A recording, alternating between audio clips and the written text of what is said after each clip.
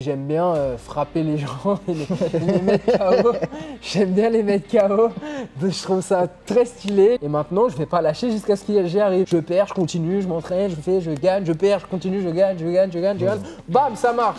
T'as déjà fait des cuttings seuls comme ça? Ouais, de ouf. Ouais, Ouais, tout seul chez moi dans le bain, comme un ouf. Ouais, de ouf. Mais avant des combats ou juste Ouais, pour avant tester? des combats, Ah, ouais. Avant des combats et même pour tester. Ouais. Ah, tu t'es fait un cutting tout seul juste Ouais, pour bah voir? ouais, faut essayer. Putain, ouais, Faut essayer pour pas que le jour du combat soit la première fois. T'aimerais combattre quand? Bah moi j'aurais bien aimé combattre en décembre, mais du coup je crois que les cartes elles sont bookées.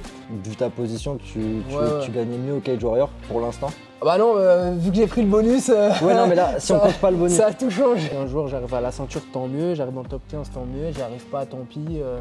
Là je vis le rêve comme on dit, tu vois. Mais t'as pas hésité, enfin, il y avait ce C'était truc mieux. aussi de gloire avec l'UFC ou enfin le prestige. Bah, en fait moi je fais pas ça pour l'argent.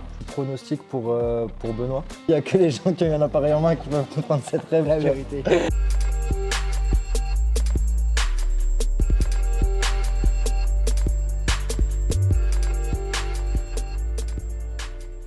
On est avec Morgan Charrière, le dernier pirate de Last Pirate, Yes. comme on dit. On est en Alsace cette fois-ci, même si la salle fait très American Top Team, on n'y est pas, on est en France parce que tu te déplaces aussi pour faire des, enfin aussi tu te déplaces pour faire des stages aussi avec des jeunes combattants. C'est Yes. dans ce cadre que tu es ici. Ouais, je suis dans le cadre de. Bah, on a été contacté du coup par le club ici. Et ils nous ont demandé si on voulait venir donner un petit stage à Colmar du coup. Et nous, on est hyper ouverts à ça, à pouvoir développer le MMA, rencontrer les gens surtout. Comme ça fait un peu une pierre deux coups. Les gens, ils viennent, ils ont un souvenir avec toi, s'ils veulent une photo, un autographe et tout. Mais en plus, ils peuvent te voir en vrai, savoir qui t'es en tant que personne. Et tu peux montrer des techniques, partager dans le sport. Donc comme je disais tout à l'heure pendant le stage, moi aussi j'ai fait des stages quand j'étais plus jeune et j'ai pu voir des très gros combattants venir et ça t'inspire, ça te donne envie quand tu commences de t'impliquer un peu plus et de comprendre le sport, quoi. C'était qui quand tu étais plus jeune, justement, le combattant que tu as pu voir comme ça, qui t'a, on va dire que ça t'a pas aidé, mais ça t'a inspiré à passer à l'étape supérieure? Moi j'en ai fait énormément. Du coup j'ai pu voir Pequeno, donc c'est un Brésilien. Il n'a pas été à l'UFC.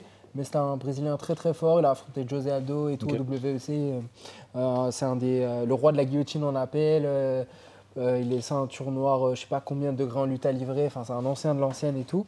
Après j'ai fait beaucoup de stages au sol aussi avec des mecs très très forts dans leur domaine, demi-garde, dos, etc. Donc j'ai fait un peu de tout quoi. J'ai fait un peu de tout. Ça m'a inspiré une question assez intéressante, tu es quand même assez connu pour ton striking. Est-ce que justement tu as fait son sol de ouf, c'est une prérogative nécessaire pour justement pouvoir exceller avec ses pieds et ses poings en fait? Est-ce que c'est justement une assurance que tu as, même si tu préfères utiliser tes poings de manière générale, tu vois? Ouais. Tes jambes, pour ceux qui ont vu l'UFC Paris aussi, tu vois? En fait, pour être libéré en striking, il ne faut pas avoir peur de tomber au sol. Et du coup, la meilleure solution de ne pas avoir peur de tomber au sol, c'est de maîtriser ce qui s'y passe. Et moi, j'ai commencé par le judo, donc j'avais plus l'habitude de l'appréhension, donc d'être collé aux gens, de les ramener au sol et de faire du sol. Donc j'ai fait beaucoup de sol en étant plus jeune. Bon, c'est pas le sol JJB, le bas c'était le sol judo. Mais du coup, j'avais déjà commencé de mes 6 ans à je sais pas quel âge. Donc faire du sol, pour moi, c'est presque naturel grâce au judo et à ça. Et donc après, moi, dès que je suis passé en MMA, j'ai fait beaucoup de sol parce que c'était ce qui se rapprochait le plus du judo. Donc dans le début de ma carrière, je faisais plus de sol que de striking. Et après, petit à petit, en grandissant et en faisant de plus en plus de MMA, j'ai apprécié le striking, j'ai découvert tout un tas de choses. Et je ne vais pas dire que je me suis spécialisé dedans, mais j'ai passé beaucoup de temps dedans. Et j'aime bien frapper les gens et les mettre KO. J'aime bien les mettre KO. Donc, je trouve ça très stylé. Je pense que le public, il apprécie beaucoup quand il y a des beaux finishes. Et c'est ce qui marche beaucoup pour que les gens se souviennent de toi et tout. Les soumissions, c'est aussi impressionnant, mais ça n'a pas cet effet de quand tu mets KO quelqu'un qui tombe, genre, oh, il a tué, quoi. Donc, je ne me suis pas spécialisé dans ça, mais j'ai passé beaucoup de temps à le travailler, tout en continuant à travailler mon sol. Mais ce n'est pas mon choix premier dans les combats, quoi, d'aller au sol et de finir le combat au sol. Mais on n'est pas à l'abri qu'un jour, je décide de faire un takedown et de soumettre le gars ou de faire un combat tout au sol. Mais ce n'est pas le style que j'ai choisi. Mais comme tu le disais, ouais, ça me permet d'être très libre en striking parce que si on tombe au sol, il n'y a pas de problème, je sais où je suis et ce que je fais, tu vois. Justement, avant, tu me parlais de la proximité dans le cadre de ces stages aussi avec ta communauté. Du coup, c'est pas une légende, c'est pas que des statistiques. Tu as vraiment une vraie relation avec les gens qui te suivent. Est-ce que tu le ressens d'autant plus depuis ta signature à l'UFC? Ouais, bah c'est ouf. On va dire que avant la signature à l'UFC, ça se ressentait sans se ressentir, ou vraiment sur des gros events où je pouvais aller en France, où il y avait du MMA, etc. Où voilà, je croisais pas mal de gens qui me suivaient, où on a pu organiser des stages avant et tout. Mais vraiment, la signature à l'UFC, ça fait passer tout dans une autre sphère où tu as beaucoup de gens qui sont très fiers que j'ai signé comme si j'étais quelqu'un de leur famille, parce que du coup, ils ont pu suivre tout le parcours. Il y a des gens qui sont beaucoup plus vieux que moi, du coup, qui m'ont vu arriver dans le MMA, grandir, devenir ce que je suis aujourd'hui, avoir mon évolution dans ma façon de parler, ma façon de combattre, etc. Donc, ils sont fiers un peu de ce que je suis devenu. Puis, tu as des gens vraiment très nichés dans le MMA qui m'ont vu au Retour to Contender en amateur. Après, ils m'ont vu chez Hatch au Contender, soit au 100% Fight. Après, ils m'ont suivi à l'Est au WWFC, au Cage Warrior, etc. Donc, ils ont vu toute ma carrière un peu, et vraiment commencé de très jeune à maintenant où j'en suis, même si je suis toujours jeune. Mais voilà, ils ont un peu avec moi ce côté de petit frère ou de mec qu'on a vu grandir et qu'on espère qu'il va réussir. Et ce que je ressens beaucoup, les gens ils sont assez fiers, ils sont très contents. Et ouais, il y a une proximité aussi avec eux parce que je dis les vraies choses, quoi, de ce qu'on peut ressentir en tant que personne, être humain. J'essaye de passer au-delà de l'image du combattant, de juste on est dur, on est méchant, il n'y a rien qui peut nous atteindre. C'est pas vrai. C'est beaucoup de doutes, c'est beaucoup de remises en question pour tout le monde. Même si tu veux te considérer comme le meilleur du monde, tu vas avoir des moments de doute, des moments où tu performes moins, des blessures, des jours à l'entraînement où tu te fais savonner par tout le monde. Mais ça fait partie du truc. Et donc moi, j'essaye d'être transparent sur ça pour un peu inspirer les gens, pour que les gens ils se disent c'est normal que je galère, c'est normal que tel jour, que tel jour, je n'ai pas réussi. Ça peut arriver de perdre un combat en amateur ou en pro, enfin tu vois, c'est la vie quoi. Et on est tous un peu différents. Donc moi j'essaie juste d'être transparent sur la personne que je suis et vraiment dire ce que je pense sans vouloir cacher les trucs et parler que des bons côtés parce que c'est pas ça le sport, surtout le sport de haut niveau et tout. Il y a beaucoup de sacrifices et de mauvais côtés, de trucs durs pour récolter les fruits que là, par exemple, je récolte maintenant. Mais ça a été la galère pendant 2-3 ans. Avant, un moment, c'était bien. Là, ça se trouve, je sais pas, un moment, je vais repasser une phase de galère. C'est un peu comme la vie, tu vois. Tu fais des pics comme ça. Et en vrai, pour avoir des moments très joyeux, très top, il y a forcément des mauvais moments. Ouais, bien sûr. Parce que tu peux pas avoir le beau temps sans la pluie. C'est complémentaire.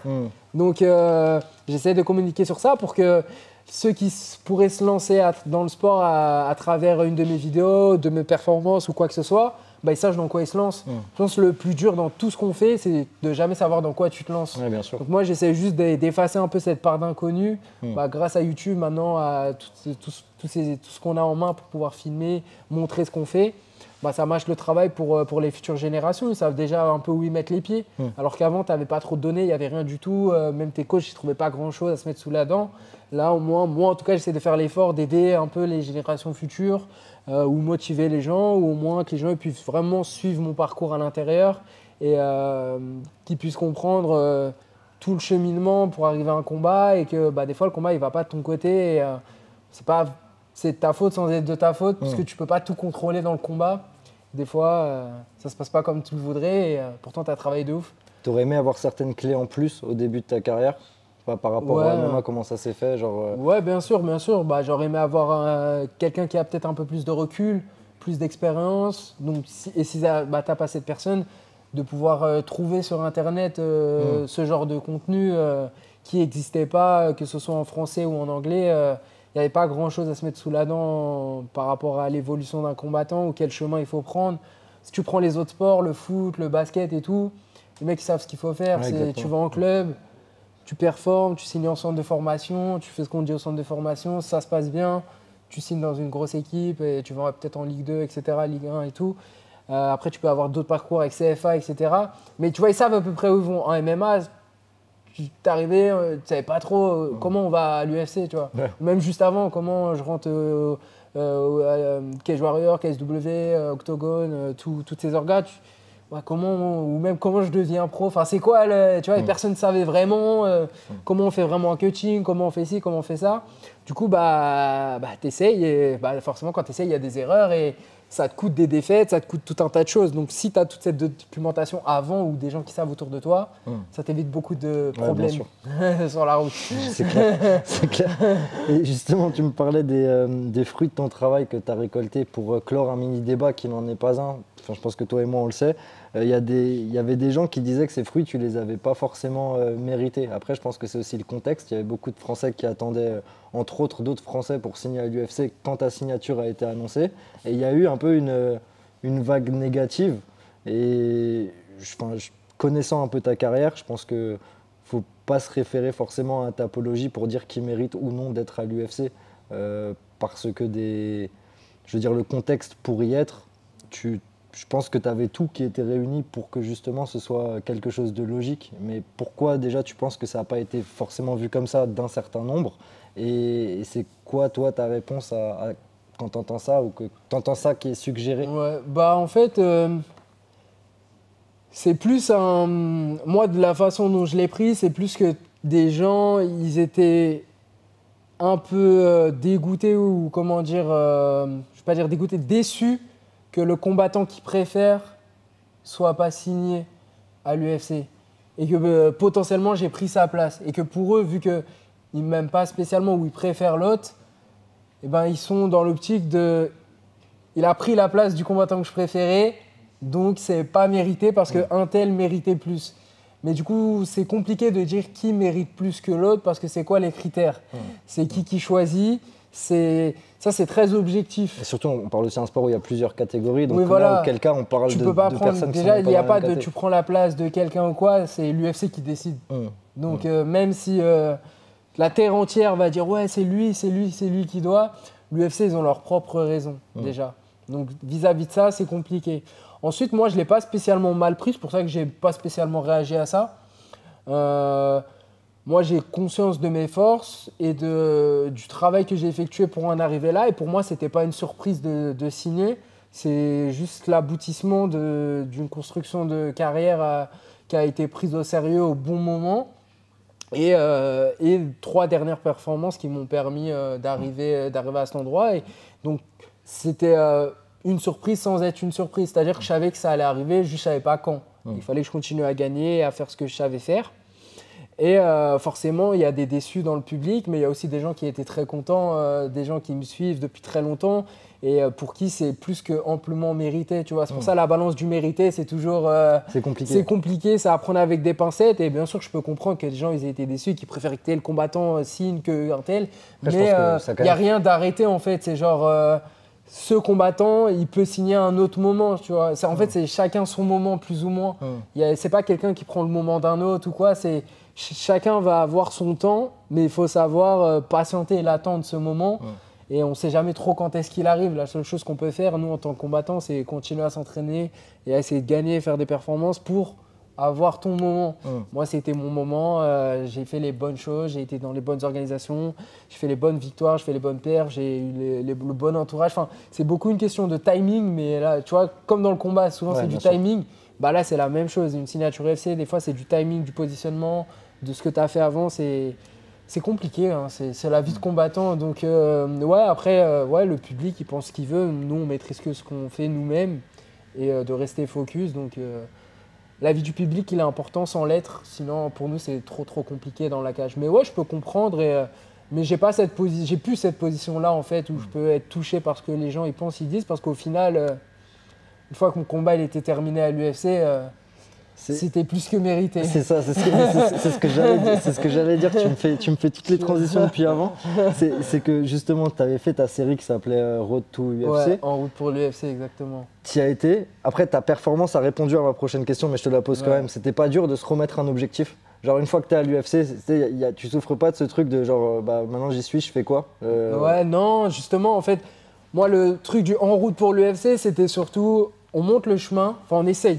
Tu vois, c'était même pas avec la prétention de on montre le chemin. C'est genre, c'était vraiment, voilà, je dis mon objectif plus ou moins au monde entier et je vais vraiment me donner les moyens de le faire. Mais quand tu donnes un objectif, ça n'existe pas le parcours parfait, ou c'est très très rare. Peu importe, hein, par exemple, je dis demain, je vais être millionnaire ou ça, avant tu vas perdre de l'argent, tu vois, avant d'y arriver, parce que tu vas investir pour essayer de… Bah, c'est un peu la même chose, une carrière de pro dans tous les sports. Je vais faire tel truc, il y aura forcément un moment, soit tu vas te blesser, soit tu vas perdre, soit tu auras des doutes, ça fait partie du chemin et on est tous passés par là. Il n'y a personne qui n'est pas passé par là. Même un très grand champion qui a pu gagner presque tous ses combats, il y a eu un moment dans sa carrière où il a pu douter, où il s'est blessé, c'est une grosse blessure. Ouais, ou même à l'entraînement, tu il s'est dit, je ne sais pas si je vais revenir de cette blessure. Mais personne ne le sait parce qu'on ne va pas en parler. Mais moi, j'ai fait le choix de montrer aux gens, tu vois, pas comment on fait, mais comment moi j'essaie de le faire. Et je disais pas que j'ai la science infuse, que je sais ce qui va se passer, que je vais y arriver. Je n'étais pas sûr d'y arriver. Et c'était pas présomptueux, c'est vraiment en mode moi j'essaye, on voit où ça va. Mais je vise ça. Tu vois, c'est vraiment je vise ça. Et maintenant, je ne vais pas lâcher jusqu'à ce que j'y arrive. Et je continue, je fais mes vidéos, je montre aux gens, je m'entraîne, je perds, je continue, je m'entraîne, je gagne, je perds, je continue, je gagne. Bam, ça marche. Et là, tu peux pas dire ouais, c'est de la chance ou quoi. T'as tout, genre. Ouais, t'as tout bien fait. Ouais, le mec, il a galéré, il a réussi. Et ça, pour moi, c'était la meilleure façon de me faire connaître si ça fonctionne. Pouvoir peut-être créer quelque chose où voilà, les gens ils ont vraiment quelque chose de tangible à suivre où le mec il se donne les moyens, il vient pas forcément d'un club de foot, tu vois, j'étais pas à Paris ou quoi, il essaie de faire son truc et au final ça m'a permis de vivre du MMA et de vivre des trucs de fou bien avant l'UFC. Et du coup là moi j'arrive à l'UFC, c'est que du bonus maintenant, c'est genre je suis trop content. Et du coup comme tu disais est-ce que c'est compliqué de trouver de la motivation, des objectifs? Pas du tout, parce que du coup, je me suis tellement habitué à être très discipliné, à m'entraîner, à prendre mes combats, à faire, que là, j'ai juste à continuer, pareil. Et c'est juste mon mode de vie, en fait. Donc, je ne cherche pas spécialement de nouveau… Enfin, j'ai des objectifs en tête, bien sûr, à l'UFC, mais j'ai pas eu ce truc de « Ouais, maintenant, j'ai signé, qu'est-ce que je fais ?» Moi, pour moi, c'était le but, c'est d'y signer, mais c'est pas juste d'y signer, c'était d'y signer pour maintenant faire la carrière que je veux, tu vois. Genre, juste, c'est dur d'arriver à l'UFC. Je pense maintenant, il y a beaucoup de gens qui comprennent que c'est très dur d'arriver à l'UFC parce que l'UFC, ils ont des critères, tu sais pas ce qu'ils veulent. Il y en a plein qui disent que c'est dur d'y rester, mais j'ai l'impression qu'avec justement l'expérience et le bagage que tu as, dont on parle avant, ça, sur le papier, ça me paraît moins dur pour un profil comme toi d'y rester que quelqu'un qui n'a pas eu justement ce bagage derrière, en fait, tu vois, et qui arriverait justement un peu frais de toutes ces galères un peu trop jeune aussi, tu vois. Je sais pas ce que… c'est intéressant comme question. En gros, moi, mon optique, ça a été ok, bon, on a pris des défaites avant l'UFC et tout, on n'est plus sur un parcours parfait ou avec une ou deux défaites.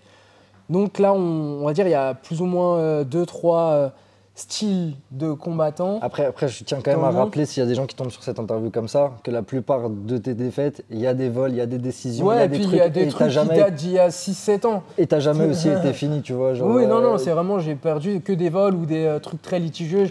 J'ai pas encore connu le combat où je me fais savonner, latter la tête, je ressors, j'ai la tête comme ça et tout. Pas du tout, tu vois, les défaites que j'ai prises, pas dire on considère pas ça comme des défaites, mais je me suis pas fait botter les fesses. Tu peux relativiser dessus, tu vois, c'est pas des trucs. C'est juste, ah merde, quelle erreur on a fait, qu'est-ce qui a pas été, pourquoi le juge il a plutôt pensé que lui il a gagné, qu'est-ce qui a pas été. En Angleterre. Ouais, peut-être.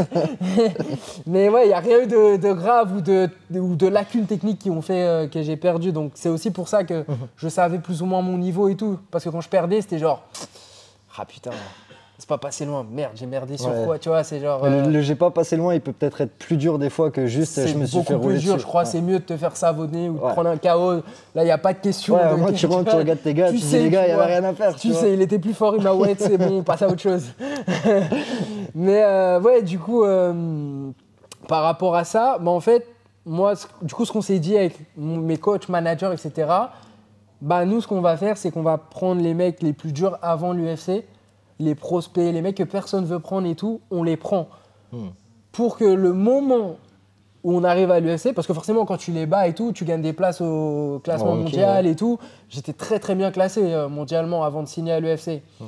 Donc à partir de ce moment-là, moi j'ai déjà connu dans ma carrière, on va dire, le top niveau que tu peux retrouver en MMA, je l'ai connu avant l'UFC. Et l'UFC, on va dire qu'il y a des paliers dans l'UFC. Ils te construisent petit à petit. Enfin, ça dépend ce qu'ils veulent faire de toi. Normalement, ils te construisent. Ils te mettent un premier combat. En fonction de ce que tu fais, ils te testent contre un autre. Et petit à petit, ils te mettent des mecs plus durs ou des anti-styles pour voir comment tu te comportes. Le et meilleur tout. exemple, c'est le parcours qu'ils ont donné à Benoît, je trouve, ces derniers temps. Le parcours de Benoît, c'est test sur test. Parce Ouais. que Benoît, il pousse Ouais, le truc. ouais. Il dit, je veux combattre. Donc, ils lui font des tests sur test. Mais du coup, il passe chaque test. Et à chaque fois, Et donc, à chaque fois, il il passe à l'étape du dessus. Et vu qu'il enchaîne, en plus, il va très très vite. Ça se Benoît. ressent, C'est ça. on peut dire violemment à l'UFC. Ça en se fait, quand ressent violemment, ouais, C'est ça. c'est le mot, violemment. Mais, et du coup, nous, notre truc, c'était, voilà, avant l'UFC, de toute façon, on ne sait pas si on va y signer aussi. Donc nous, on est parti de l'optique de toute façon, ces gars-là, tu vas devoir les affronter à l'UFC. Donc si tu n'as pas le niveau maintenant, tu ne l'auras pas à l'UFC. Donc on a pris les plus forts, on a fait les ceintures, j'ai fait des 5 rounds, etc. C'était peut-être pas le meilleur choix, peut-être ça aurait été plus simple si j'aurais fait autre chose, hein, je dis pas, mais j'en sais rien. Nous, on a fait ce choix-là pour que le moment où je signe à l'UFC, en fait, je suis plus que prêt. J'ai connu presque tous les styles, mais pas des styles où le mec il est pas très fort. Là, on parle, le mec il était au top dans ce style. J'ai passé le test, ou c'est pas passé loin, etc. Et du coup, là maintenant, je suis à l'UFC. Si on me représente des styles de ce genre, j'ai déjà vécu, je sais ce que ça fait. Maintenant, moi, j'ai déjà fait 3 ou 4 combats en 5 rounds. Donc, je sais faire des prépas de 5 rounds. Tu vois, j'ai déjà cette expérience. Et un jour, j'arrive sur des main events, sur des ceintures, etc. J'ai déjà fait des 5 rounds. Et du coup, ayant déjà fait des 5 rounds, quand je me recompte dans un combat à 3 rounds, pour moi, c'est détente, tu vois. C'est genre une prépa de 5 rounds et de 3 rounds, ça n'a rien à voir. bien sûr. Du coup, une fois que moi, j'ai fait 2 ou 3 ans de prépa, c'était que des 5 rounds. Du coup, quand je suis repassé en 3 rounds, je suis genre, waouh. Ouais, faut c'est même comme pas si être t'enlèves cardio. les poids dans Ouais, c'est des ça, BZ, dans tu des vois. BZ, C'est ça, de ouf, t'es trop léger. tranquille. Et du coup, ça a été ça notre parti pris. Et là, avec mon début UFC, en fait, c'est ça. Ils m'ont mis un mec qui était aussi en début UFC, donc les niveaux ils sont censés être pareils et tout. Sauf que moi, c'est pas le même niveau. Il y a une classe d'écart. Après, comme on en a parlé avant, le mec Tu était vois. fort, tu vois. Non, il est très fort. Il est très fort. Visuellement, il y avait autre chose. Même C'est- d'un point de vue mental, c'est la question que je t'avais posée, je m'en souviens, à la conférence de presse de l'UFC. Parce que je t'avais demandé si la mental toughness, donc on va dire la dureté mentale, c'était ta première qualité. Ça résume un peu ce que tu as dit, tu vois, mais ça s'est démontré dans la cage, je trouve, 2-3 jours après, tu vois. Non, c'est exactement, tu vois. C'est juste qu'en fait, on a tellement déjà vécu des combats durs, galères, où tu te retrouves dans le combat avec la vraie adversité, où peut-être tu passes pas loin de te faire finir, il y a un round, il se passe pas bien pour toi. En fait, quand tu n'as jamais vécu ça, la première fois que ça t'arrive, il y a 2 solutions. Soit tu baltringues et tu perds le combat, soit il y a en anglais ils disent the dog inside, tu te sors les doigts du cul, tu reviens dans le combat et tout. Nous, on l'a fait tout ça avant l'UFC. Du coup, maintenant, on est prêt déjà à ça. Il y a des mecs là à l'UFC, ils n'ont pas encore vécu ça. Ils ont eu leur parcours tranquille avant. Ils ont enchaîné leurs victoires. Ils sont montés à 7-1, 10-0, j'en sais rien. Et là, ils commencent à être testés. Moi, là, il n'y a personne qui va me tester vraiment à l'UFC. Ça a déjà été fait avant. Donc après, bien sûr, il y a des mecs très très forts. Je ne suis pas à l'abri de perdre ou même pour la première fois de ma vie de me faire allumer et tout. C'est les risques du métier.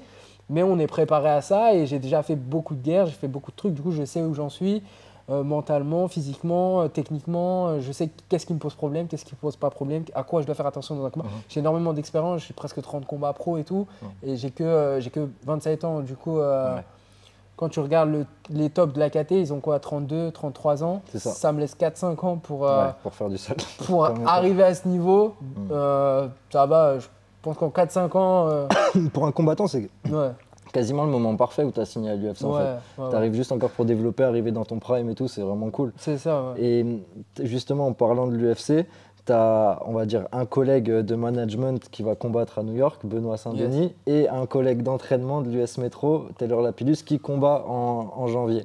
Mais après ton combat, tu avais dit vouloir rester actif, que tu voulais combattre vite, etc. Au final, c'est les 2 collègues qui auront un combat en premier. Comment ça se fait? Tu as voulu temporiser un petit peu ou Non, moi j'attends en fait. Tu as beaucoup enchaîné cette année après quand même. J'ai beaucoup enchaîné cette année. Donc les gens ils oublient que tu étais en juin encore au Cage Warrior. J'ai fait… juillet, novembre l'année dernière, novembre. Ensuite, je devais faire mars, combat annulé. Du coup, j'ai fait avril. Donc, ça fait quand même 2 prépas à la suite. Je fais avril, ensuite je fais juillet, et ensuite je fais septembre. Du coup, j'ai beaucoup enchaîné. Du coup, c'est pas plus mal que je me repose un peu. T'as fait 2-3 mois. Et du coup, t'aimerais combattre quand? Moi, j'aurais bien aimé combattre en décembre, mais du coup, je crois que les cartes, elles sont bookées. Donc ce sera sûrement en janvier. Enfin, j'espère, je croise les doigts, mais je ne sais pas du tout. Ça dépend des plans de l'UFC pour moi. C'est toujours ça, en fait. Les matchmakers, je pense qu'ils notent des trucs à côté des noms. Lui, il le voit plus là. Peut-être qu'ils veulent attendre qu'un tel contre un tel fasse le combat. Le gagnant va contre le gagnant de un tel contre un tel. Je ne sais pas comment ils font leur système de matchmaking, les matchmakers de l'UFC. Donc, il faut juste que je patiente et que j'attende mon prochain combat. Et puis, je pense que si à chaque combat, j'arrive à faire des grosses performances comme j'ai pu faire là à l'UFC Paris, je vais avoir de plus en plus, je ne vais pas dire le pouvoir, mais je vais pouvoir dire ouais, je veux combattre, recombattre dans 2 mois, dans 3 mois, un peu comme Benoît là, il enchaîne, je veux combattre encore. Tu vois, je pense que je pourrais un peu plus. Là, il faut quand même que je suis que à mon début UFC, même s'il a été très bien réussi. Je reste à ma place, quoi. J'attends. Justement, tu vas attendre qu'on te propose quelque chose ou en vue de ta performance, et je pense que l'UFC a vu la réaction du public pour ton combat alors qu'il était quand même assez tôt dans la soirée. Est-ce que tu crois qu'ils veulent directement te mettre de l'adversité, se rapprocher direct du top 15, ou toi tu prends le temps et tu veux prendre les gars un par un? Non, moi je veux prendre mon temps. Franchement, je suis assez parti à la guerre en étant un peu plus jeune. Avant d'aller dans le top 15, déjà, moi, je veux renégocier mon contrat, commencer à gagner un peu plus d'argent, avant de commencer à mettre ma santé vraiment en jeu contre les meilleurs du monde. Ouais, je comprends. Pour être honnête, vu ta position, tu gagnais mieux au Cage Warrior pour l'instant? Bah non, vu que j'ai pris le bonus. Ouais, non, mais là, si on compte pas le bonus. Ça a tout changé. Si on compte, ok, sans compter le bonus. J'avais un bon contrat au Cage Warrior, donc là, ouais, je vivais un peu mieux qu'avec mon contrat actuel à l'UFC, où c'est peut-être un peu kiff-kiff. Mais non, j'étais mieux. J'étais mieux au Cage. Mais t'as pas hésité, il y avait ce truc aussi de gloire avec l'UFC, ou le prestige. En fait, moi, je fais pas ça pour l'argent. C'était ma question. En gros, c'était ma question. Merci. Je fais pas ça pour l'argent, même si c'est important. Maintenant j'ai dit que je veux attendre d'être mieux rémunéré pour prendre les meilleurs mondiaux. Mais là, c'est parce qu'on parle voilà, ça y est, je suis dans la meilleure organisation du monde. Là, c'est plus les mêmes niveaux quand tu arrives au top. Tu es vraiment au top du top. C'est très très dangereux. Hein. Tu regardes les combats du top 5 ou top 15, c'est que des finishes. Tu regardes hier, Volkanovski. Tu as vu le finish, je l'ai vu et prédit. Dès qu'il y a une erreur, en fait, t'es mort. Ouais, voilà. C'est aussi simple que ça. Il y a une erreur, t'es mort. Par contre, pour Volkanovski, si on peut juste préciser, je trouve que cette erreur, il l'a fait contre Yair Rodriguez et il l'avait fait la première fois contre Islam Makhachev. Juste sur le high kick, mais sinon, t'as complètement raison. Donc, et puis même, moi, je pars plus dans l'optique de je veux rester quand même assez longtemps à l'UFC et pas faire un coup d'étoile filante et je disparais. Donc, je veux me construire à l'UFC, prendre les bons adversaires pour monter tranquillement, prendre de plus en plus confiance dans la cage de l'UFC qui est différente, comprendre comment ça fonctionne. Et en dehors de la cage, pardon de te couper, mais tu veux aussi choper le public américain? Exactement, ouais. Et ça passe du coup par des combats de développement où tu peux t'exprimer, faire des gros finishes comme j'ai pu faire à l'UFC Paris, etc. Parce que tu as des adversaires qui te permettent de t'exprimer, de montrer ce que tu sais faire, pour petit à petit monter, renégocier tes contrats. Et en général, je pense que si tu respectes, tu n'essaies pas d'aller plus vite que ce que l'UFC veulent pour toi, tu peux arriver à un bon endroit. Je sais pas, je pense. Mais voilà, mon objectif, c'est juste de prendre mon temps, kiffer mon sport, kiffer la life, faire de l'argent, être content, gagner mes combats. Puis viendra ce que viendra. Si un jour j'arrive à la ceinture, tant mieux. J'arrive dans le top 15, tant mieux. J'y arrive pas, tant pis. Là, je vis le rêve, comme on dit. Tu vois. Je vis le rêve. Donc pourquoi toujours vouloir plus? J'ai de l'ambition. Je me fixe des objectifs. Je m'entraîne dur tous les jours pour monter le plus haut possible. Mais toujours dans l'optique de profiter un peu du moment et de ne pas vouloir aller plus vite que la musique. Vraiment kiffer et voir ce que l'UFC ils veulent me proposer, pas forcément vouloir prendre tout le temps les meilleurs du monde à chaque combat. Genre je l'ai déjà fait avant, de tout le temps chercher à aller prendre le meilleur, monter le plus vite possible et tout. Maintenant c'est bon. Tu es positionné dans une écurie stable aussi, dans un bon club, tu as ton expérience. Je pense que l'UFC a apprécié le choix qu'ils ont fait de te signer, tu vois. Ouais, je pense qu'ils n'ont pas regretté. Non, je pense que c'était une entreprise, logiquement, tu peux pas le regretter. Donc, tout est bien en place. Et justement, j'ai encore 2 questions pour toi, mais la prochaine, je la trouve intéressante. J'ai 3 noms et je trouve que c'est important de les dire parce qu'aujourd'hui, dans le MMA, je crois que ça fait tout. Bien sûr, c'est toi qui es dans la cage, mais j'ai 3 noms. Alex, Guillaume et Johnny.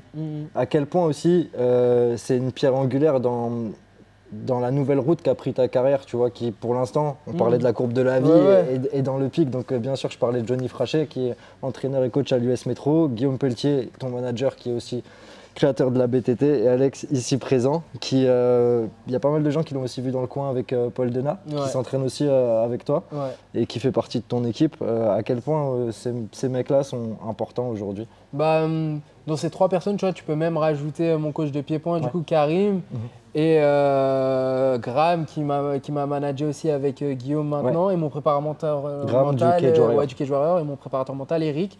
C'est genre, en fait, j'ai essayé de me gérer comme une entreprise. Moi, je suis la ressource ou le business, et du coup, il faut des gens qui puissent chacun avoir une expérience, une spécificité. Exceller dans son domaine comme toi dans le tien, en fait. C'est ça. Moi, mon domaine, c'est de combattre et de comprendre ce que ces 4 personnes vont me dire et de faire au mieux avec ce qu'ils me disent, entre guillemets, hein, si on vulgarise. Du coup, j'ai cherché de un, les personnes qui me correspondaient le plus, qui avaient la même vision que moi, ou en tout cas une approche que je trouvais intéressante, du coup, quelque chose qui me parle. Et que surtout, chacun soit conscient de la place qu'il a et du rôle qu'il a à jouer dans la performance, du coup. Et il y a Rémi aussi, mon préparateur physique, tu vois, qui est très, très important. Et du coup, il y a une articulation entre eux tous, où tout le monde discute entre eux pour savoir, ouais, Morgan, on aimerait bien le développer sur ça, sur ci, sur ça. Il y a ça qui ne va pas. Et du coup, tout le monde est en contact. Et tu as Alex qui est là pour gérer aussi tout ça et fluidifier tout ça entre tous les coachs. Et vraiment, chacun a son domaine de prédilection. Et moi et eux, on discute. C'est-à-dire, c'est pas eux, ils me disent tu fais ça et point barre. C'est on propose des choses, je teste, je donne mes retours. Ça, j'aime bien, ça fonctionne bien. Ça ne me va pas du tout. Même si c'est stylé, ça ne me va pas, j'y arrive pas. Ok, on va faire ça. Et du coup, par exemple, avec Johnny, du coup, il est très important, mon head coach. Il a une approche un peu différente du MMA de beaucoup de gens que j'ai vus, qui est très intellectualisé. Il y a beaucoup d'analyses, beaucoup de probabilités, de calculs. Enfin, c'est un peu des maths du MMA. Donc, on fait un peu de ça et on fait aussi beaucoup de traditionnels, de trucs à l'ancienne, très old school, avec des basiques, des machins. Et du coup, on essaie un peu de mixer les nouveaux concepts avec les anciens et tout. Et on est vraiment dans de la minutie sur du travail de position, tel truc. C'est dans telle position que tu gagnes plus de combats, dans telle position qu'il y a plus de KO, etc. Et petit à petit, on trouve notre style aussi. On regarde tout ce qui se fait ailleurs. Et on est tous très, très curieux dans mon équipe. Donc, tout le monde a un peu la même façon de penser. Et du coup, ça fonctionne très bien avec moi. Et ouais, je pense que c'est ce qui est en train de changer. C'est qu'il y a une vraie cohésion de groupe autour de moi. Et du coup, je me sens pas soutenu, mais on va dire épaulé. Voilà. Je ne suis pas tout seul en fait dans la cage. Je combats tout seul. Bien sûr. Mais en vrai, autour de moi, j'ai un stand de F1, tu vois. C'est la même chose. Le mec, il conduit, mais dans l'oreillette, il y a un mec qui lui dit « T'as les pneus trop chauds, va moins vite ». Ou tu vas pas assez vite dans tel secteur, et il leur fait confiance, les yeux fermés, c'est pour ça qu'ils gagnent. Moi, c'est un peu la même chose, ça va être en pied-point, ça va être en lutte, en machin, même dans ma tête et tout. On va me dire fais ci, fais ça, nan. Je pose pas de questions parce qu'ils savent ce qui est bon pour moi et tout. Et ça vient d'un travail qu'on a mis en place maintenant il y a quelques années et tout. Et là, ça y est, on commence à. Tout le monde sait comment communiquer avec tout le monde, comment parler aussi, comment parler à un athlète et tout. Tu conseillerais ça à tous les jeunes qui veulent combattre, jeunes plus âgés, de justement mettre un accent particulier sur l'équipe qu'ils ont autour d'eux? L'entourage, c'est un vrai problème. Très important. L'entourage, c'est très très important. Mais tu n'es pas obligé de faire comme moi où tu vas vraiment regrouper les gens et un peu devoir payer tout le monde. Ça demande de l'argent, beaucoup de temps de trouver les personnes qui s'entendent entre elles. Mais ouais, l'entourage, c'est un truc hyper important dans le MMA. Et des fois, tu n'as pas spécialement besoin du meilleur technicien ou du meilleur coach du monde. Tu as juste besoin de quelqu'un qui te comprend et qui sait comment te parler dans un combat quand ça va pas de ton côté ou quand ça va de ton côté pour te calmer. C'est un peu chacun son truc. Mais il y a quand même une grosse corrélation de l'entourage, s'il est bon ou pas pour toi et qui te pousse vers le haut, ou si c'est négatif et que ça te tire plus vers le bas. Est-ce que tu as confiance en eux aussi? Et tout ça, ça évolue en plus. Au cours de ta carrière, tu vois, tu peux avoir confiance et après un combat, tu n'as plus confiance en eux. Peut-être parce qu'ils t'ont menti sur certains trucs. Ouais, ou que pendant le combat, le gars il est prenable ou un truc. Ou je sais pas, des fois ça peut être des trucs tout bêtes. Genre, au lieu qu'il reste, il reste 1 minute 20 et ton coach il te dit il reste 1 minute. Ouais. c'est des trucs tout cons, hein, mais 20 secondes, ça change énormément. Et tu te dis, ma banane, là. Bien sûr. Mais en combat, tu peux pas banane ton combattant, tu peux pas lui dire il reste 1 minute, il reste 1 minute 20, parce que ça change tout. Imagine, tu donnes tout sur la minute et il reste 20 secondes, il n'y a plus personne à la fin. Tu vois, des fois, il y a des petits trucs comme ça, des petits détails, des petits trucs. En tout cas, l'UFC, ça aime bien, ça aime bien faire du Max Holloway dans les dernières semaines. Ouais, tu vois, non, mais ça, c'est un exemple comme un autre qui me sort de la tête, mais tu vois, et comme ça, des fois, tu peux perdre ta confiance dans quelqu'un que tu avais beaucoup de confiance, ou inversement, d'un coup, tu peux faire énormément confiance à quelqu'un parce qu'il t'a sauvé la vie dans un truc. Donc ouais, c'est un peu, faut trouver ce qui te va bien, et c'est pour ça que le passage en amateur, il est important aussi, pour faire toutes ces erreurs avant d'arriver en professionnel. Après, bien sûr, tu peux faire des erreurs en pro, mais maintenant, on est un peu dans une mode où il faut éviter quand même de trop faire d'erreurs. Et c'est pour ça qu'il faut les faire avant. Et c'est ça aussi le point que je voulais appuyer. Tu parlais de la confiance en ces gens. Si on prend il y a 1 an, quasiment jour pour jour, tous les gens qu'on a cités, là, avec le bruit que tu as fait avec l'UFC et Paul aussi, il y a une meilleure visibilité sur Alex, sur la BTT aussi. Je veux dire, il y a encore si on prend avant Benoît, il n'y avait personne. Enfin, quand tu étais à la BTT qui était signé. Et l'US Métro, maintenant, tout le monde en parle comme le club en poupe, mais avant que Taylor parte du Factory et que tu y arrives, il n'y avait pas non plus. Ce que je veux dire par là, c'est que tu as fait confiance à des gens qui ne sont pas au sommet aujourd'hui. Là, on dit ça, on dit à des gens construis une équipe, ils vont se dire on va prendre il faut que je m'associe avec lui parce qu'il est fort. Non, c'est vrai, t'as raison, je vois ce que tu veux dire. Tu vois ce que je veux dire, c'était un vrai pari sur l'avenir. C'est-à-dire qu'au final, tous les gars que tu as choisis aujourd'hui, ils sont quasiment tous au top et numéro 1 dans leur domaine, mais c'était pas forcément le cas quand tu as décidé de leur faire confiance. C'était vraiment par rapport à toi. C'est ça, exactement. En fait, c'est. Moi, je vais pas là où il y a la plus belle lumière, où tout le monde va. Justement, là où tout le monde va, ça me. J'ai dit, C'est quoi le bail? C'est quoi la douille là? Pourquoi tout le monde. Tu vois, c'est qui nique qui là? Non, vraiment, tu vois, c'est toujours bizarre quand tout le monde va au même endroit, je trouve. Et moi, c'est plus. Est-ce que l'énergie de la personne, elle me correspond? Est-ce que ce qu'il enseigne, ses valeurs, la personne qu'il est, ça me correspond? Et est-ce qu'on s'entend sur l'art martial? Est-ce qu'on a une même vision?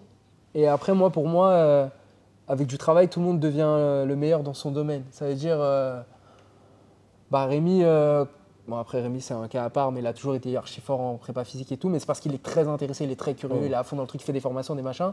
Et si mon entourage, tu regardes, tout le monde est comme ça. Mon coach de pied-point, il se croit pas pour le meilleur, Rémi se prend pas pour le meilleur, Johnny se prend pas pour le meilleur, personne se prend pour le meilleur, je me prends pas pour le meilleur, Alex se prend pas pour le meilleur. On est tout le temps en train de bosser, demander aux gens. Tu vois, quand il y a un truc qui va pas, on demande c'est pas ouf et tout. Tu vois, et après on essaye. Et des fois on rate, des fois on réussit, mais c'est ça le chemin pour devenir un peu les meilleurs, c'est tout le temps de te mettre en galère et d'essayer des trucs. On m'a même raconté une anecdote qui justifie ce que tu dis. Justement, c'est ton manager. On parlait du cutting quand tu as l'UFC Paris. Et il me dit prendre des images de cutting de Morgan, ça sert à rien, il le gère trop bien. Et c'est détente, genre c'est une science. Enfin, genre carrément, après on en a parlé plus en longueur. Et c'est juste pour faire une petite parenthèse, mais c'est un bon exemple. Il m'a dit que tu as développé, tu as fait des recherches, tu t'es vraiment renseigné et tu as développé une science et une méthodologie pour toi, pour que t'es, et que ça paraît visuellement moins difficile que d'autres combattants. Est-ce que c'est ça. En fait, il y a une époque, comme tous les combattants, j'étais en galère sur le cutting, tu vois. Ils me disaient, c'est pas possible. Il y a une technique, il y a un truc pour faciliter, c'est quoi ça glisse un peu, tu vois. Parce que là, tu manges pas pendant 2-3 semaines, après tu cours et machin. Et du coup, j'ai commencé à m'intéresser. C'est aussi pour ça que je parle anglais, parce que du coup, j'ai été obligé de prendre le savoir dans une autre langue. Parce qu'il y a plus de bibliothèques littéraires en américain, en anglais qu'en français. C'est normal. C'est un peu la langue internationale. Du coup, même des Français vont écrire en anglais s'ils font un papier. Donc, j'ai commencé comme ça à me documenter. Et puis, en fait, plus tu commences à chercher un truc, ça fait la loi de l'attraction, du coup. Et plus tu le vois un peu partout, et plus tu es ciblé par les trucs, ou tac, tu dis « Ah !» Et du coup, petit à petit, je me suis enfoncé dans le truc et je commençais à faire de la nutrition, des trucs. Et après, je suis tombé sur des mecs spécialisés dans les sports de combat. Et petit à petit, j'ai pu lire ce qu'ils faisaient sur le cutting. Du coup, déjà, je commençais à avoir des techniques. Après, j'ai regroupé un peu les techniques de tout le monde. J'ai testé. Il faut tester, tu vois. Quand tu n'as personne pour le faire pour toi, tu fais sur toi. T'as déjà fait des cuttings seuls comme ça? Ouais, de ouf. C'est chaud, ça. Tout seul chez moi dans le bain, comme un ouf. Ouais, de ouf. Mais avant des combats ou juste avant des combats. Avant des combats et même pour tester. Tu t'es fait un cutting tout seul juste faut essayer. Faut essayer pour pas que le jour du combat soit la première fois. Donc ça passe par là d'être professionnel. tu fais des répétitions de tout. Donc, si tu n'as jamais fait de cutting, une répétition de cutting et d'un combat le lendemain, ça peut être intéressant, par exemple. Mais je te fais répéter tout ça parce que justement, tu le disais avant, même dans ces stages et par ta communauté, tu donnes une image vachement accessible aux gens. Justement, tu essayes de les inspirer, mais c'est bien qu'ils soient quand même conscients que, bah, entre guillemets, derrière le côté là, cool. quand je l'ai dit, ça a l'air facile en Bah, plus. en fait, quand tu parles en général, tu vois, tu as ce côté cool où les gens ils peuvent penser ah ouais, bah putain, c'est pas un gars que je connais, mais t'as capté, tu vois. Et en vrai, il y a même mon frérot qui a participé au camp, il m'a dit il est hyper cool et tout, mais tu vois que c'est quelqu'un de sérieux. Genre, est-ce que c'est quand même bien, je pense, de le rappeler que c'est pas tout le temps en détente comme tu comme t'es au micro, tu vois ce que je veux dire. Ça a l'air stylé, mais en vrai, ça fait chier de fou. Genre, t'es là, tu cherches sur internet, comment je fais mon petit trouve des trucs. Je suis parti en Irlande faire pas des stages, un séminaire sur le cutting. Les mecs qui parlent en anglais, du coup, tu vois, quand t'es pas anglais natif, là, faut que tu t'accroches. À un moment, ça parlait de cellules, de machin et tout.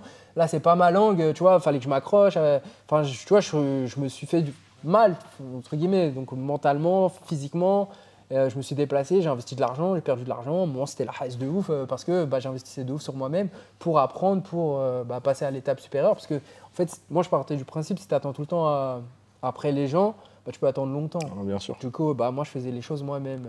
Je trouve pas d'esthéticien qui gérait le cutting, je vais le faire moi-même. Je trouve pas un mec qui fait ci, je vais le faire moi-même. Ou alors, je vais chercher un mec qui sait le faire et je vais lui demander si il veut bien travailler avec moi et je vais voir comment je peux faire pour le payer. Parce que pareil, il y a beaucoup de gens qui veulent plein de trucs gratuits comme si tout leur était dû, mais pas du tout. C'est pas comme ça que le monde tourne.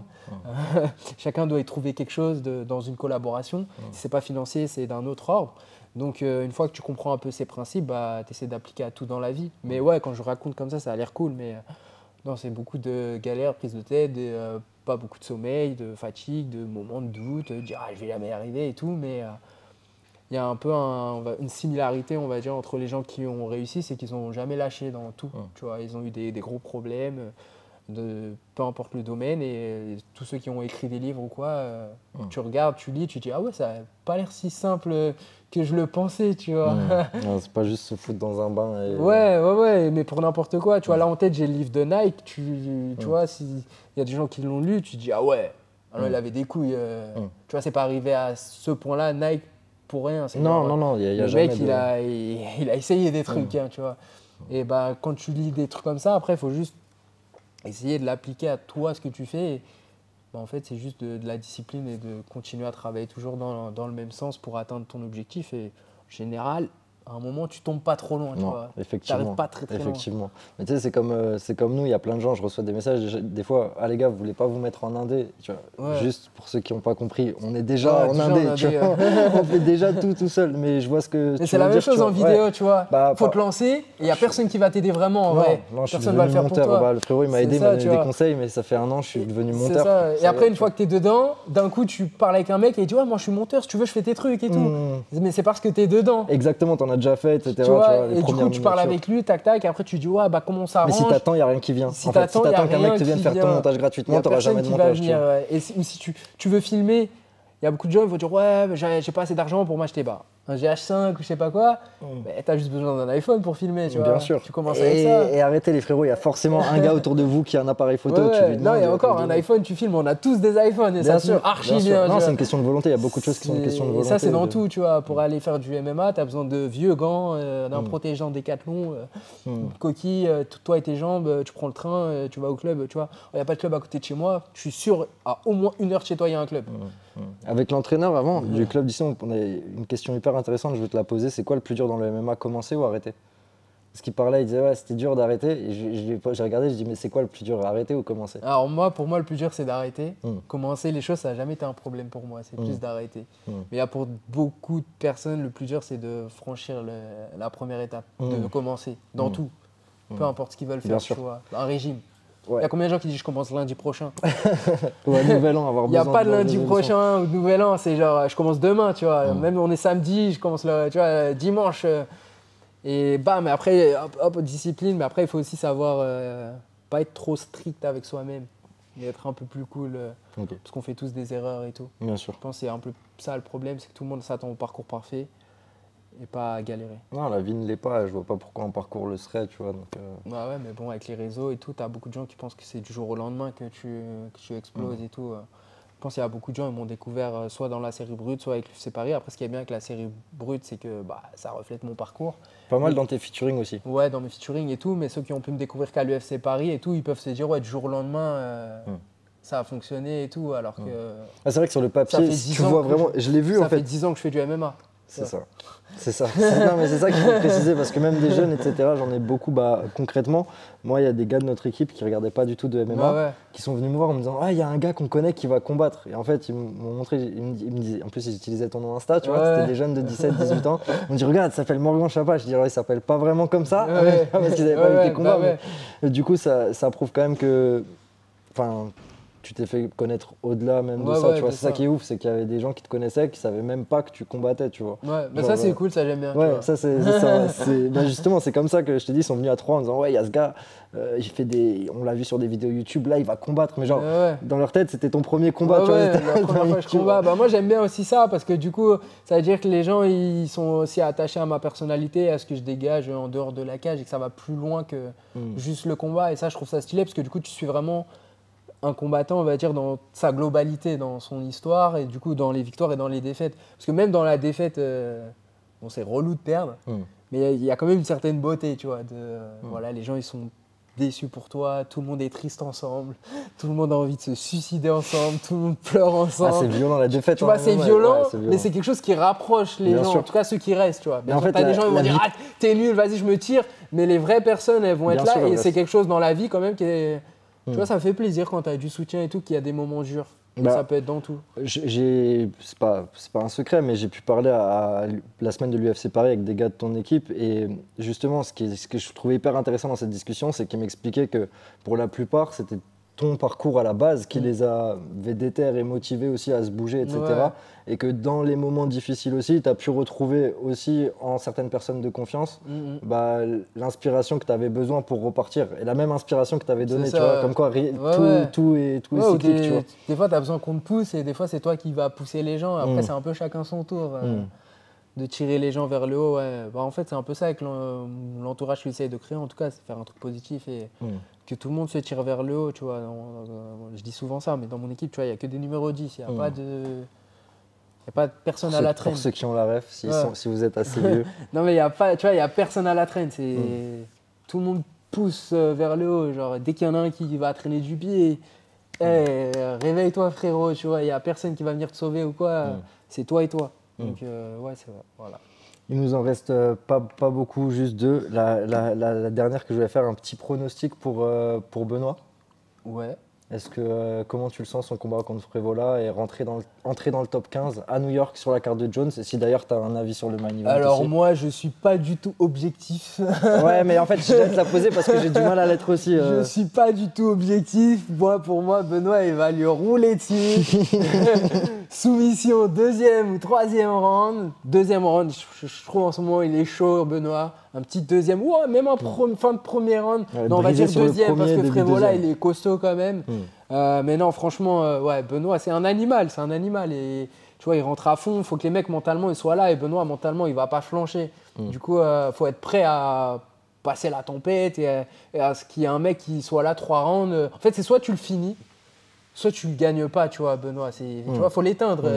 C'est compliqué à éteindre. Tu vois, c'est compliqué. Il y a des middleweight chargés qui ne sont pas arrivés. Ouais, donc non, moi je vois une victoire de Benoît, soit à la décision avec une guerre, soit avec un bon petit finish comme il sait nous régaler là depuis quelques combats. Mais non, moi je vois Benoît gagner. Et même pour aller plus loin, s'il faut que je me mouille, franchement, Benoît, dans tout ce qu'il dit, il ment pas. Il ment pas, il peut aller dans le top, peut prendre la ceinture. Donc Benoît, Sartek, frérot. Mais il y avait ses stats qui étaient ouf sur son dernier combat. Il a contre, c'était quoi le dernier, Moïse. Quand Makhachev avait affronté Moïse, genre il avait sur la même durée, il était arrivé, il l'avait soumis dans le 4e, je crois, Makhachev. Moins de frappes significatives. En fait, toutes les statistiques vont dans le sens de Benoît. Ouais, bien sûr. Après, on n'est pas à l'abri, bien sûr, ça peut arriver de perdre et tout. Mais Benoît, c'est du très très très costaud et puis même, il faut arrêter de tout le temps saucer les étrangers. En France, on est très très fort et faut croire en nos sportifs et être à fond derrière eux, surtout quand ils font des perfs comme ça, tu vois, il n'y a pas de doute à avoir. à fond derrière lui. Donc ouais, moi je pense qu'il va réussir à finir le combat et puis aller plus haut assez rapidement. J'espère juste qu'il ne va pas se blesser parce qu'il enchaîne beaucoup. Ouais. Donc ça peut être dur pour le corps. Surtout qu'il a des opérations aussi. C'est ça, donc c'est plus ça qui peut être inquiétant, mais sinon, il a l'air en pleine forme. Et pour le main event, c'est... Ouais, bah, juste là-dessus. Justement, pour embrayer au-delà du pronostic, c'est ton GOAT, John Jones, à toi? Parce qu'il y a plusieurs débats. Franchement, c'est dur de trouver plus fort, mieux que ce qu'il a fait, moi je trouve. Hein. Mais genre par exemple, Benoît le met pas à cause des à polémiques cause sur le des dopage, problèmes de dopage et tout. Moi je mets un peu ça de côté, même si bon, c'est relou.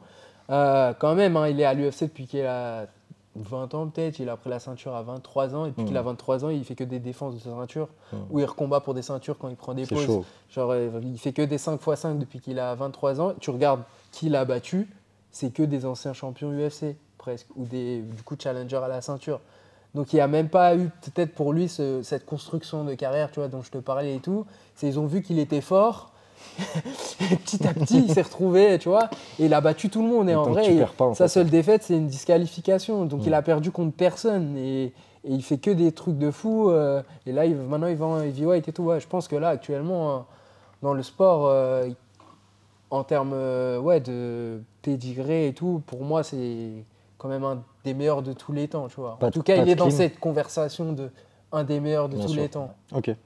Bon, bah on arrive au bout. Je vais te quitter sur cette belle question. Un Morgan Charrière combattant UFC, est-ce que c'est un Morgan Charrière plus heureux? C'est une bonne question. Ouais. Ouais. Ouais, quand même. Ouais. Pas faire le mec et mentir, ouais, quand même. C'est sympa d'être à l'UFC. Surtout après que tu aies gagné ton entrée de cette façon. Franchement, il y a pire dans la vie. J'ai connu pire, tu vois. J'ai connu pire comme situation. T'as connu mieux? J'ai pas connu mieux, non. Enfin, j'ai connu presque similaire à un moment. Mais là, non. Et puis en plus, je sais que là, on travaille dans la bonne direction. Genre là, on est tous contents, mais on est très pied à terre sur le fait que c'est rien de ouf. Enfin, c'est vraiment le début. Donc tranquille, c'est sympa ce qu'on a fait, mais il y a encore beaucoup à faire. Donc on est content, mais ça y est, c'est derrière nous en vrai. L'UFC, ça y est, ça date, l'UFC Paris maintenant. Moi, ça y est, j'attends de recombattre, tu vois. Je m'ennuie un peu. Donc, carrément, tu t'ennuies déjà? Je te jure, bah ouais, moi, c'est ma vie de combattre et tout. Ça veut dire, quand je combats pas, bah, je m'entraîne, mais quand tu t'entraînes sans objectif, c'est dur. C'est pas dur, mais c'est différent. C'est pas la même saveur. Il faut une cible à mettre sur le frigo tous les matins. Ça, c'est sympa. Quand tu as une cible, tu sais pourquoi tu te lèves et tout. Tu vois, l'entraînement, il n'a pas le même goût. Donc, non, je suis très heureux et on va continuer comme ça. Et puis, j'espère continuer à régaler le public et tout et à faire des belles perfs. Ok, bah merci beaucoup. Le futur nous le dira. Merci beaucoup, Morgan. Merci à toi, c'est top. Je voulais juste aussi remercier la Very Fighting Academy de Rosno de nous accueillir ici dans leur club et aussi Colmar Arts Martiaux qui a co-organisé ce stage aussi en Alsace. Donc merci à eux et vous pouvez voir ce magnifique club pour tous nos amis du Grand Est qui cherchent des clubs. Il y en a dans le coin, Colmar, Saint-Louis, etc., etc. Voilà, merci beaucoup les gars.